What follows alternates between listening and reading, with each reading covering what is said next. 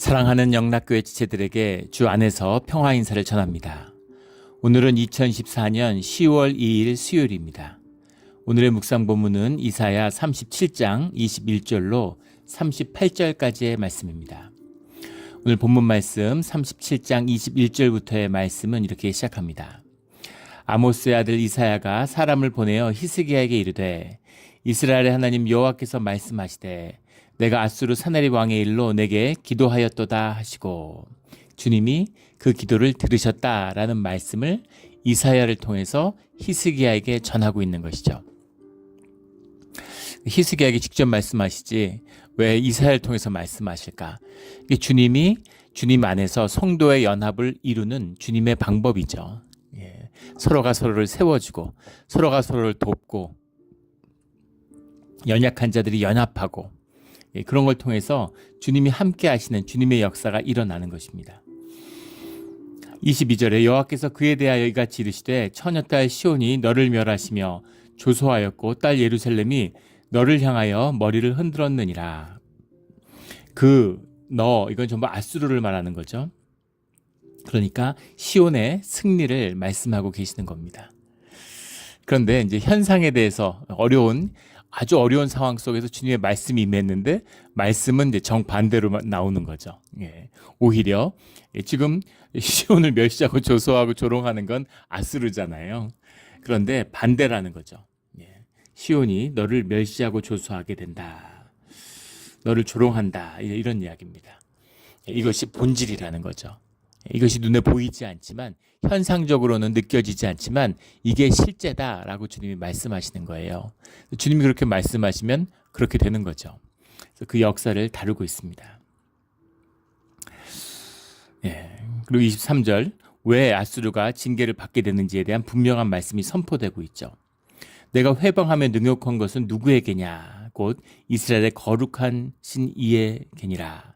히스기야나 예루살렘을 조롱한 게 아니라 여호와 하나님을 조롱한 것, 이것은 용서받을 수 없다. 이런 것이죠.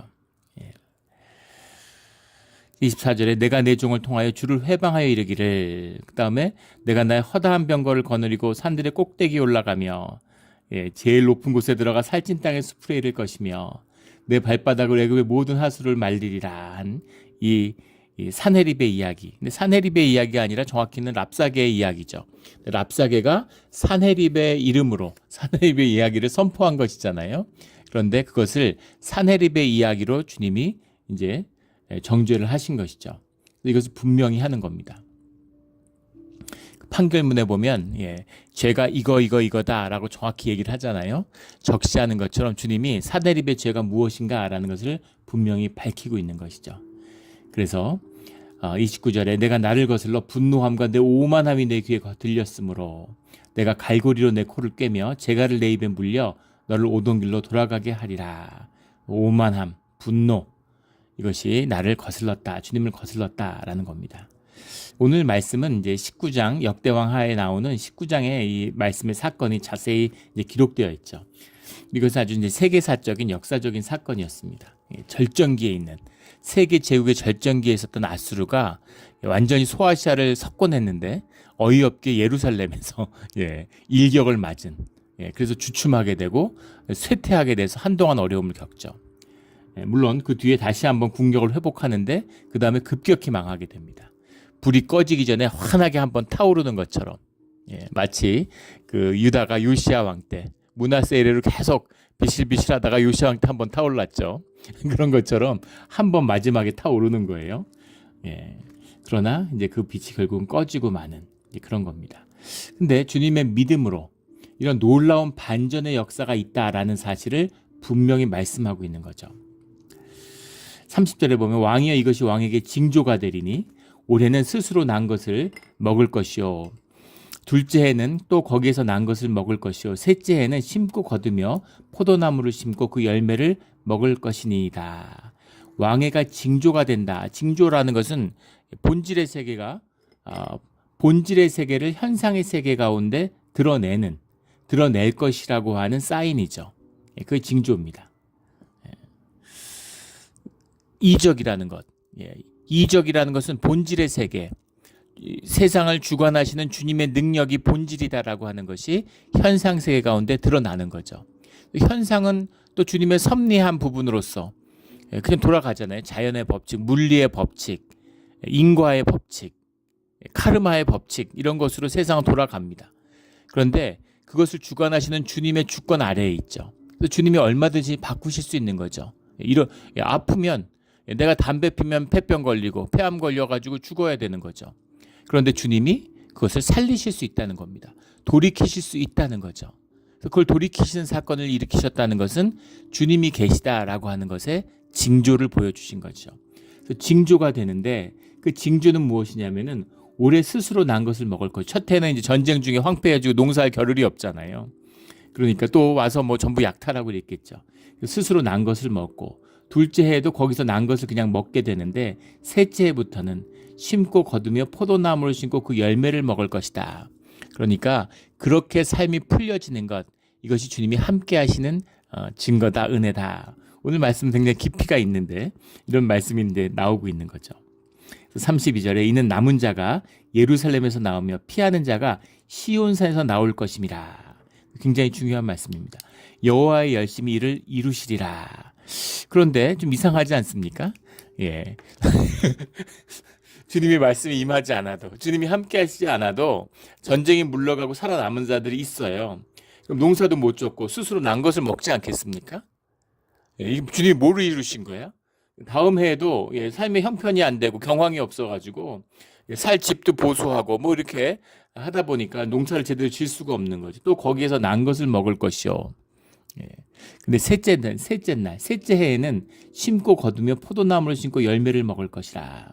셋째 포도나무를 심었다고 열매를 먹을 수 있나요? 네, 그런 얘기가 아니죠. 셋째 해 주님의 새로운 일이 시작된다라는 겁니다. 새 일이 시작된다. 새로운 질서가 시작된다라는 거예요. 이게 주님이 세상을 움직여가는 그런 방식이죠. 주님의 섭리와 주님의 자유하심이, 주님이 섭리 아래 그럼 묶여 있느냐? 주님이 자연 법칙 안에 묶여 아니죠. 그렇다고 지금 주님이 자연 법칙을 무시하느냐? 그걸 무시하고 그러면은 주님이 임의로 그렇게 세상을 그렇지도 않죠. 주님이 운행하시는 자연 섭리의 운행의 법칙이 있는 겁니다.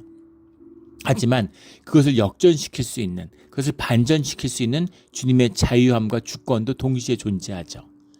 이게 중요해요. 예.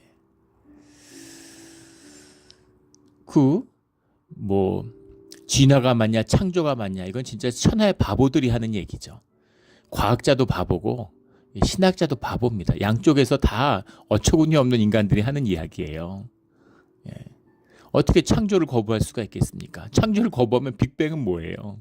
예. 어떻게 그런 걸 받아들이면서 창조를 거부할 수가 있겠어요? 진화를 거부하는 건 주님의 생명의 법칙을 또 모르는 거죠. 예. 진화가 없으면 어떻게 감기가 걸리겠습니까? 감기가 한 번에 끝나야지. 그러나 진화의 법칙을 얘기하는 건 거짓입니다. 법칙적이지 않아요. 생명이라고 하는 것은 생명의 섭리 안에 있는 건 맞습니다. 생명의 역사가 있어요. 예, 환경을 다스리고 환경의 변화해가는 생명의 역사가 있지만 법칙적이지 않아요. 그걸 법칙으로 만들려고 그러니까 온갖 억지가 나오는 거잖아요. 예, 그런 것처럼 주님이 첫째 해, 둘째 해, 하지만 중요한 것은 뭐예요? 남은 자가 아니더라도 자녀들의 난 것을 먹겠죠. 근데 중요한 것은 주님이 주신 것을 먹고 살아남을 수 있다는 겁니다. 주님의 공급하심으로, 주님의 함께하심으로 살아가는 길이 있고, 그 길은 그냥 먹고 사는 길, 살아남은 생존의 길이 아니라 생존의 길을 뛰어넘는 새로운 생명의 길이 그 앞에 펼쳐지는 것이다 라는 뜻이 담겨 있는 것이죠. 이것이 주님이 이루어 가시는 참된 역사의 비밀이다 라는 겁니다. 오늘 말씀 가운데 보면 여호와의 말씀이 임한 다음에 그 36절에 보면 여호와의 사자가 나가서 앗수르 진중에서 18만 5천인을 쳤으므로 아침에 일찍 일어나 본즉 시체뿐이더라. 극적인 이제 반전이 일어나는 거죠. 그 세상에 천하무적의 군대 같았던 앗수르의 군대 아침에 일어나 보니까 다 천사가 쳐서 죽었다는 거예요.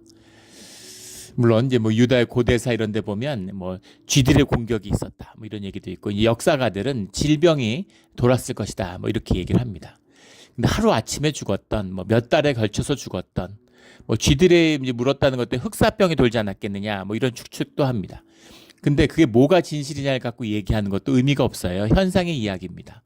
현상의 눈으로 보면 뭐 흑사병이었어. 그때 당시에 뭐 무슨 병인지 어떻게 알았겠습니까? 고대 뭐 병이 돌았는지 뭐가 어떻게 됐는지 뭐 모르죠.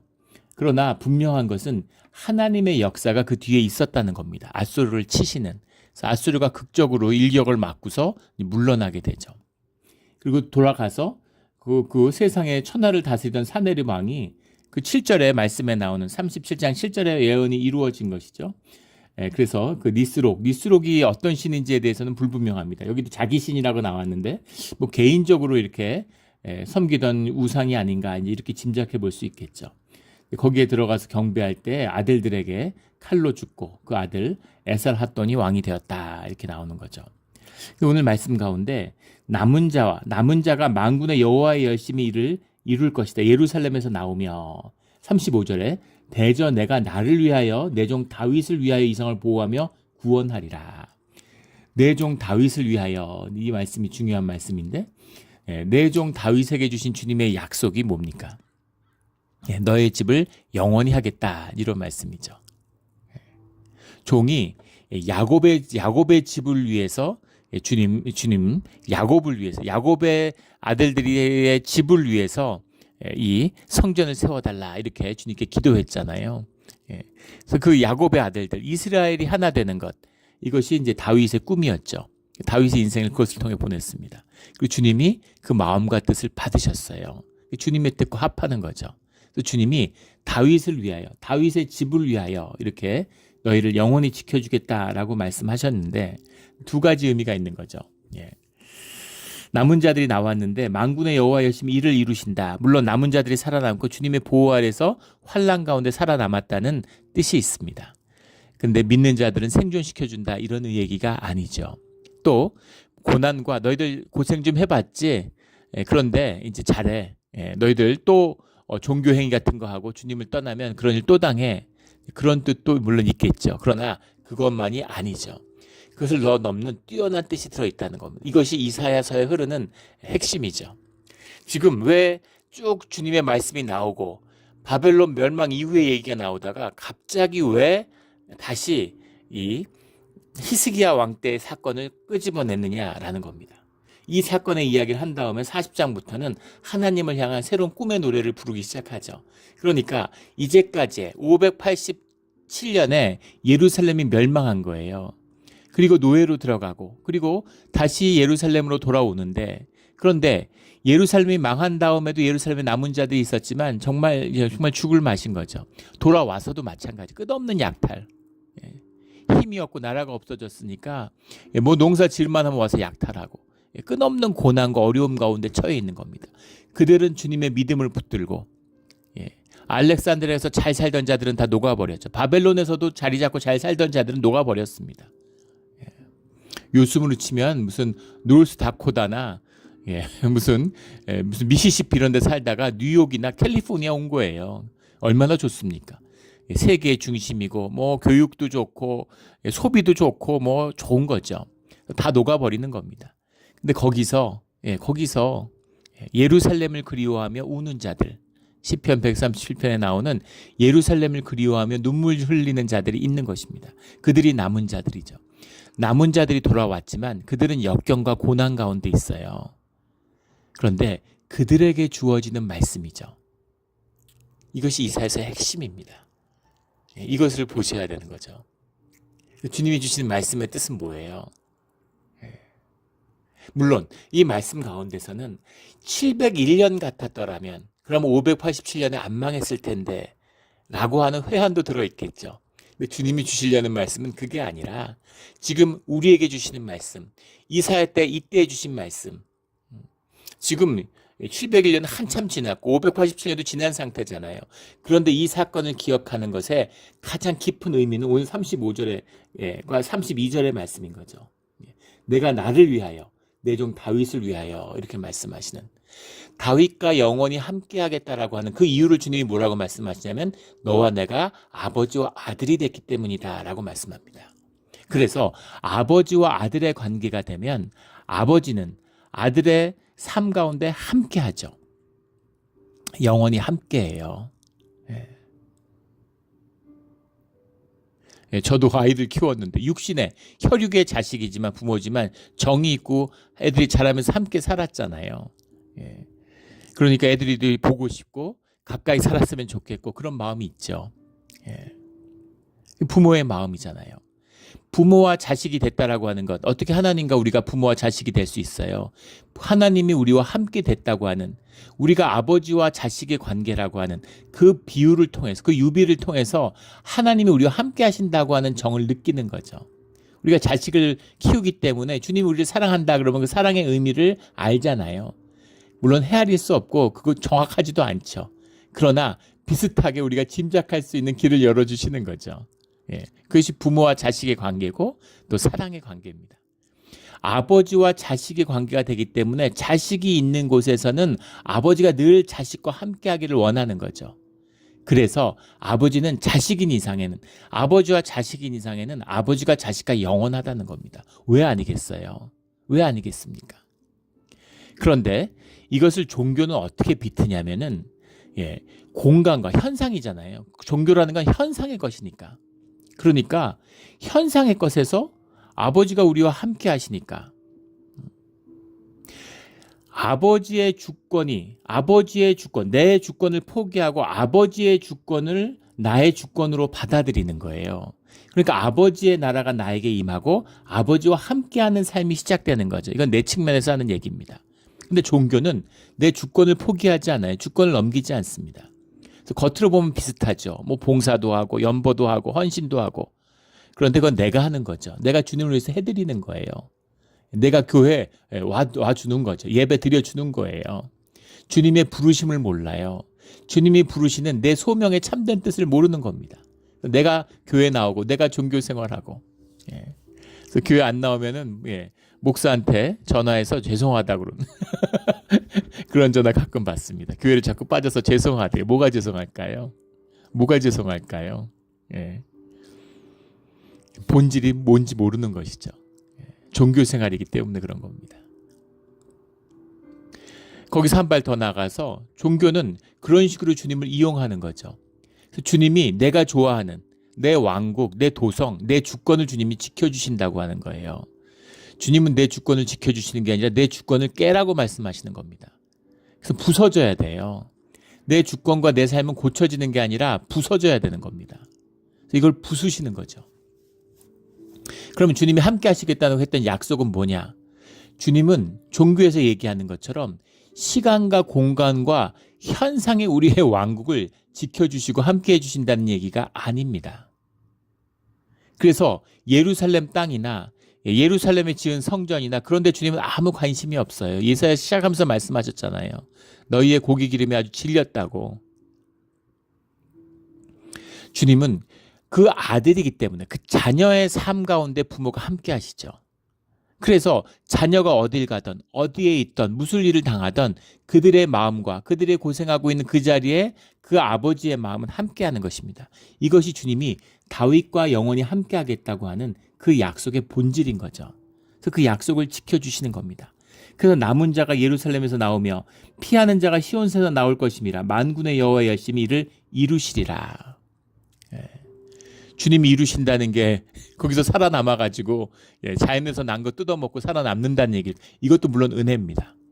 수많은 사람들이 굶어 죽어요. 살아남은 자들이 자연에서 주는 걸로 두 해를 살아남고 새 해의 새로운 삶의 길이 열린다고 하는 것, 그것이 주님의 은혜고 주님이 이루어 가시는 길이죠. 근데 중요한 것은 현상의 사람들은 성전이 무너졌는데 예루살렘이 무너졌는데 그런 거 무너져야 되는 거야. 그거는 주님이 이렇게 이게 어떻게 무너졌습니까 주님? 이게 어떻게 무너질 수가 있습니까 주님? 근데 주님은 지금 그것을 무너뜨리려고 내가 온 거잖아. 그것이 무너져야 되는 거야. 이렇게 말씀하시는 거죠. 나의 주권은 부서져야 돼요. 종교는 부서져야 되는 겁니다. 의미가 없고 그냥 완전히 이거는 왜 있었어야 되냐? 있었어야 되는 것이죠. 있어야 되는 거예요. 인큐베이터 같은 거예요. 아이가 태어났는데 너무 연약하고 너무 힘이 없으니까 인큐베이터에 들어가 있잖아요. 그런데 인큐베이터에서 평생 살려고 하면 되겠습니까? 막 걸어 다녀야 되는데 한 2살 됐는데 인큐베이터 안에 들어앉아 있으면 어떻게 해요? 생명이면 진짜라면 자라야죠. 언젠간 두 발로 걷고, 지금 엄마의 젖을 먹지만 언젠간 이유식을 먹고, 언젠간 거친 음식을 먹고 자라나야 되는 거죠. 그게 생명이죠. 뭘 잘하던, 어디에 가던, 무엇을 하던 주님의 마음은 자식이 마음 든 곳에 함께 한다는 겁니다. 부모와 자식이니까. 이것이 이 말씀의 핵심 메시지죠. 종 다윗을 위하여, 이 말씀입니다. 다윗 의리 때문에 자손들 지켜준다는 얘기가 아니라 다윗의 꿈이 이루어지는, 아버지와 아들이 되는, 그건 주님의 꿈이 우리의 꿈이 될 때 그 꿈을 이루는 주님의 열심이 우리와 함께 한다는 겁니다. 이게 30배, 60배, 100배의 열매의 시작이죠. 그렇게 시작하는 거예요. 생명의 비밀이기도 하고. 네 주권을 버리고 내 주권으로 살아. 그러면 새로운 왕국이, 세상을 다스리는 권세가 시작돼. 근데 죽어도 내 왕국 못 버리는 거죠. 세상을 다스리면 뭐해? 내 집을 지키고 내 왕국 지켜야지. 내 건데. 내게 됩니까? 세상의 거짓이죠. 어리석음의 극치죠. 내게 어딨어요. 인간들이 땅을 소유하겠다고 싸우는데 인간이 땅을 어떻게 소유합니까? 인간의 관념일 뿐이죠. 소유한다는 게 뭐예요? 내 거면 내 맘대로 돼야 되잖아. 내 거면 내가 갖고 가야죠. 내 거면 내가 그걸 다스릴 수 있어야죠. 못 다스려요. 내 이름으로 등기했다가 다 사라지는 겁니다. 친일파들이 나라 팔아먹고 땅을 많이 얻었죠. 그 친일파들의 땅이 그 황제보다, 고종 황제보다 더 많았다는 거 아니에요? 근데 그 땅 다 어디 갔나요? 땅이라는 거 발견되면 다 뺏기죠. 일본에 있는 땅도 많이 받았어요. 하사품으로, 하사금으로. 그래서 그 뭡니까? 그 친일파의 후손이 그 땅을 찾겠다고 한국에서 못 찾으니까 일본에 가서, 일본이 준 거니까, 일본은 그게 계속 이 연결이 되고 있으니까, 법치가, 그 법적인 법통이. 그러니까 그 땅에 이제 정통성을 주장하면서 그 땅을 가지려고 하는 거죠. 그 재판 중인데 그 땅 얻을 수 있을까요? 둘 중에 하나겠죠. 재판에 져서 땅에 대한 합법적인 권리를 이제 박탈당하든가.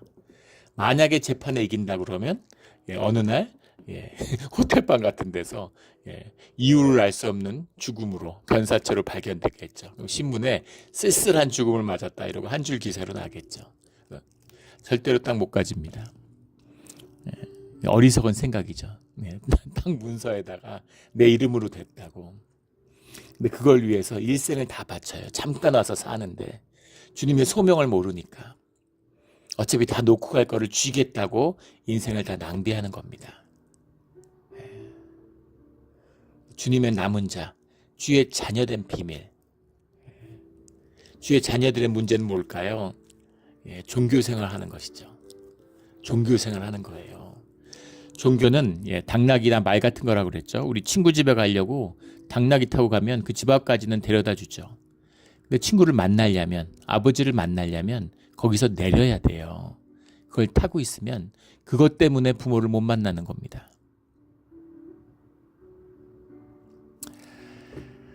귀한 말씀이죠. 701년 히스기야 왕 때의 사건을 기억하라는 겁니다. 그리고 그것을 뛰어넘는 고난과 역경 가운데 살아가는 자들에게 주님이 함께 하시는, 다윗과 함께 했던 그 약속, 그 꿈의 비밀이 무엇인지를 붙잡으라는 거죠. 그러면 지금은 들판에서 난 그런 것으로, 거기서 난 것을 먹어 살아가는, 이게 뭐 불황자, 뭐 거짓대도 아니고 그렇게 살아가고 있지만 너희에게 세 번째 해 주님의 새 일이, 생명의 역사가 새롭게 시작된다라는 겁니다. 주님의 축복이에요. 우리 이 복된 말씀을 붙잡고 귀 있는 자는 들을지어다. 귀 있는 자는 들을지어다. 이 말씀을 듣고 복되다. 말씀을 보고 듣는 자는 너희는 복되다라고 주님이 말씀하셨죠. 유대인들은 고침받기를 꺼리기 위해서 말씀을 거부하고 있다. 이렇게 주님이 말씀하십니다. 마태복음 13장에 나오는 말씀이죠. 생명의 말씀을 생명으로 받아서 생명이 피어나는 그런 우리의 신앙의 자리가 되기를 예수 그리스도 이름으로 축원합니다. 아멘. 기도드리겠습니다. 하나님 아버지 감사합니다. 우리에게 주님을 기억하게 하시고 또 주님을 의지하게 하시고 보이지 않는 주님과 함께 동행하게 해주시는 귀한 말씀을 주신 것에 감사를 드립니다. 주님 늘 말씀과 함께하며 말씀을 깨달아 삶으로 사는 그런 우리 모두가 되게 하여 주시옵소서. 감사하며 예수 그리스도 이름으로 기도드렸습니다. 아멘.